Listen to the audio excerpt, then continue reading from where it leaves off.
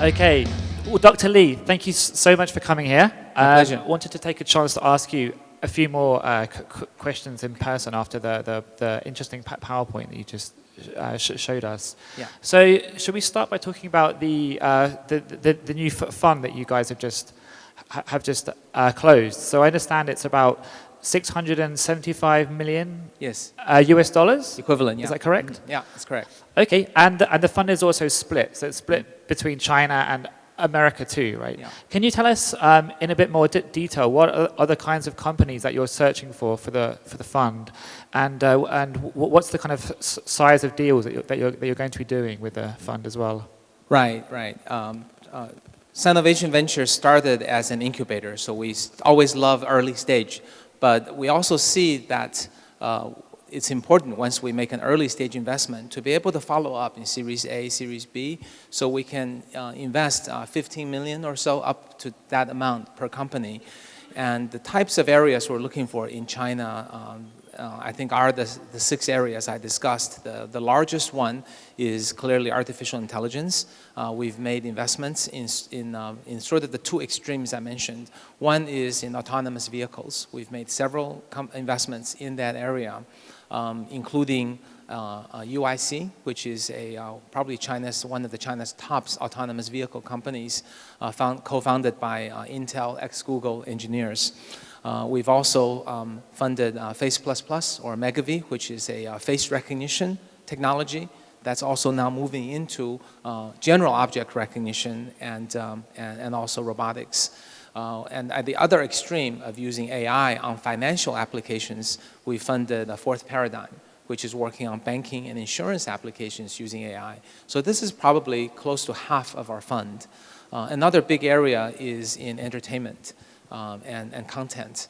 We funded a lot of very successful companies from Baozhou Comics, from SNH48, which is a girl idol group, but actually behind it is a large gaming and virtual merchandising opportunity.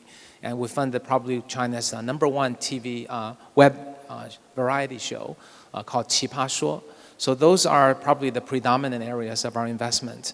In terms of our U.S. investment, we tend to make smaller investments in the U.S. So that we can get in and learn the trends and key technology areas. We've invested in 2 hardware companies working on chips for vision and deep learning. We've also invested in a toy company, AI toy company called Wonder Workshop. They're making this really cute toy that's now sold in US and China. This toy has been used by President Obama as well as on Big Bang Theory. So AI, I think, has a lot of wide applications. And so I think I read somewhere that you guys, in your portfolio, you have more than 300 companies. Is that correct? Yeah, that's right. How do you manage that many companies? I mean, that's a lot of companies, right? 300 plus.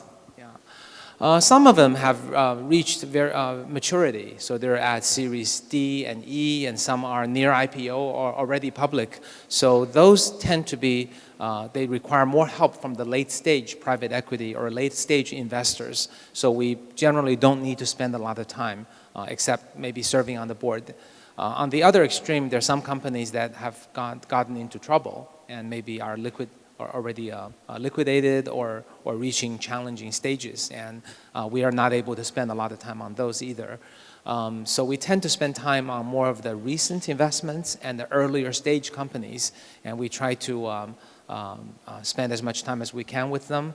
We have a team that's we have both an investment team and also a service team.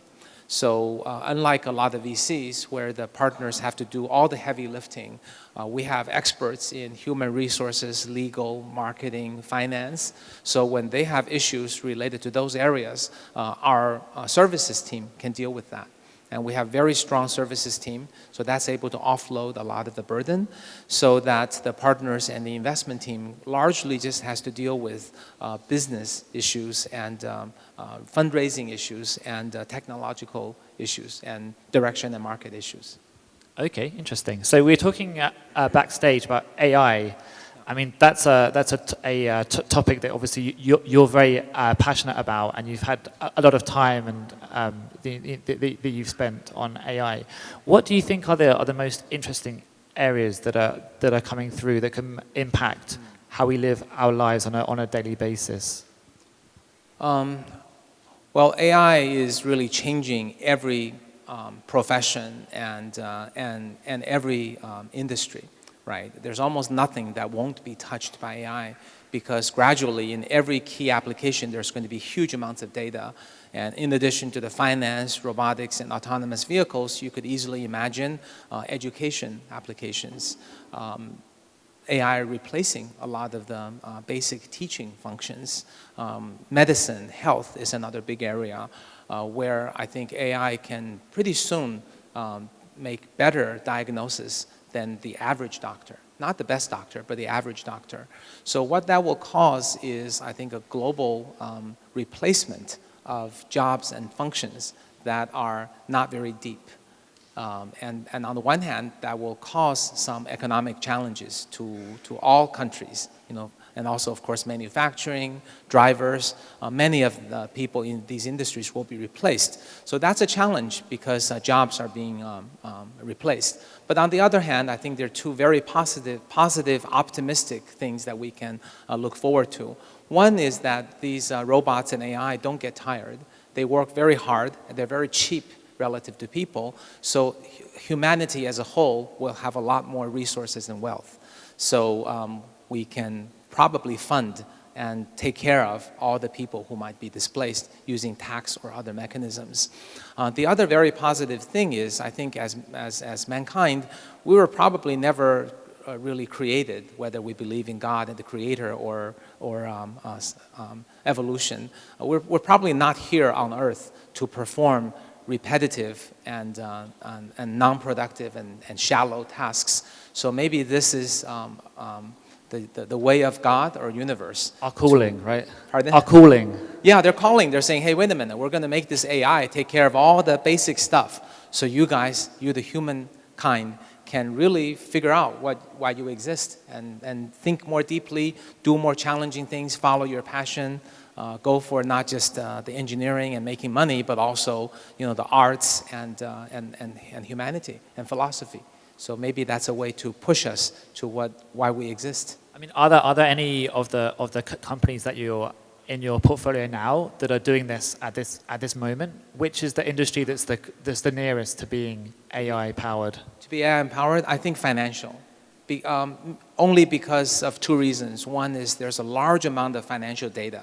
So you could imagine, it's basically the way AI works is you got a deep learning engine and you throw lots of data at it, and it figures out on a very basic level what to buy and sell, right? So in the case of stock trading, you can not only take into account technical analysis, previous data, but also news, discussion on social networks, and experts, and all the things you can gather on the internet, and all the data that you can buy from, for example, if you're investing in commodities, you could look at satellite data and whether there's hint of a drought in certain areas and what implications there might be for commodity prices. All of this does not require a human to understand causal effects, but the AI engine will figure it all out. So financial in areas is the one that you can create the biggest monetary value the soonest. The other extreme is autonomous vehicles, because about 9% of mankind spends our time in driving or being driving of some sort, either renting a car, driving your own car, or employment as a car or truck driver. That will be replaced by machines. And I think the soonest replacement will be highway driving of trucks, because that has an immediate economic value, and actually driving on highway is the easiest. That's why Auto was acquired by Uber in the US, and similar opportunities exist in China. And then that will spill over to robotics, because once you can see, hear, move, that can just be an autonomous vehicle, but could also be a robot. And robot will go from commercial applications that helps you make and save money, and gradually to consumer applications. So I think those are the largest, but I think health is also huge. That one is a little trickier because it's human lives at stake. So it might take longer. Maybe it will first emerge as a medical assistant, not as a replacement of doctor. But I really think it's going to be throughout all the industries. And all these technologies are advancing very quickly. Deep learning is just one of the technologies. There are many being studied in top academic institutes. So I think we really must not underestimate the power and the impact of AI. I think it will be larger than any technical revolution that we have experienced as mankind. Okay, great. Let's switch gears a little bit here, because obviously your experience, I mean, you've worked with some really big companies in China. I'm really curious to get your take on how you think international companies coming into the Chinese market are doing. I mean, do you see the potential for Facebook and Google and others to come into China? I think certain user habits have already been formed. And also some Chinese products are superior. I think WeChat is a better product to Facebook Messenger or WhatsApp. So for a company like Facebook to come into China with its primary products, that will really be a non-starter. It's just not going to work.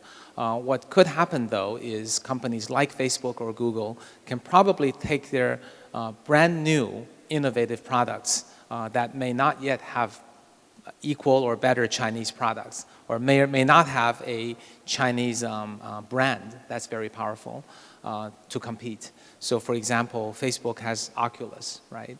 And I think Google also has certain technologies.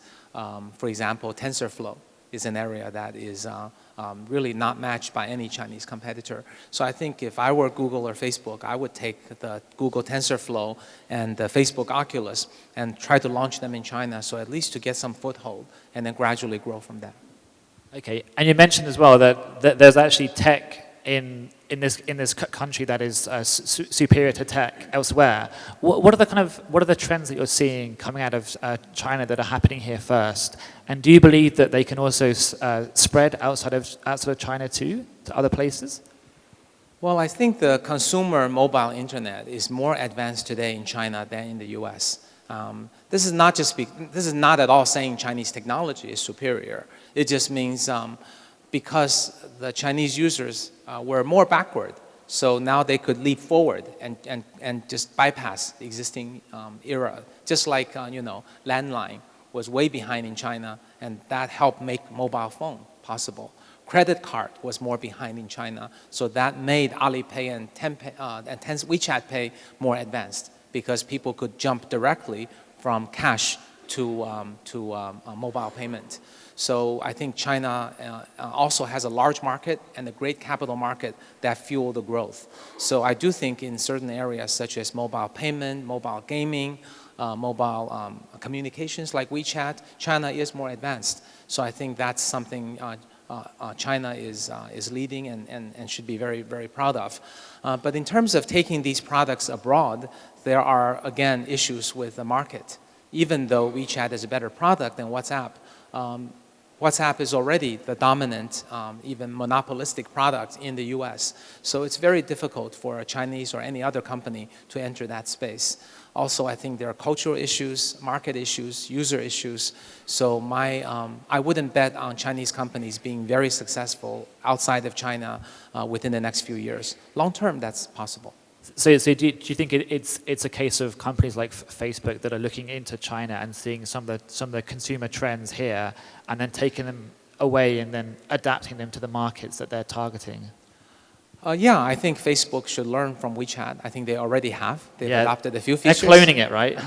Yeah, but I think it's interesting. Facebook's execution on adopting WeChat features is much slower than Chinese companies adopting key American features. I think for American companies to continue to be competitive with the Chinese counterparts, they're under a disadvantage because Chinese companies are studying Chinese companies and American companies, but American companies don't study Chinese companies. So the American companies have only half the knowledge that Chinese companies have, and that's a big problem. Oh, so you'd advise them to come over here and spend some time here and see the kind of apps and the kinds of services that are popular here, right? Absolutely, and study the successful products and reasons that make them successful. Even if you don't come to China, there will be similar user trends in other developing countries like India, Indonesia, Brazil, and so on. Awesome. Okay, well, I think we're out of time, unfortunately, because I could ask you a lot more questions. So Thanks. thank you so much for your time. Okay, Dr. thank Lee. you. My pleasure. Thanks.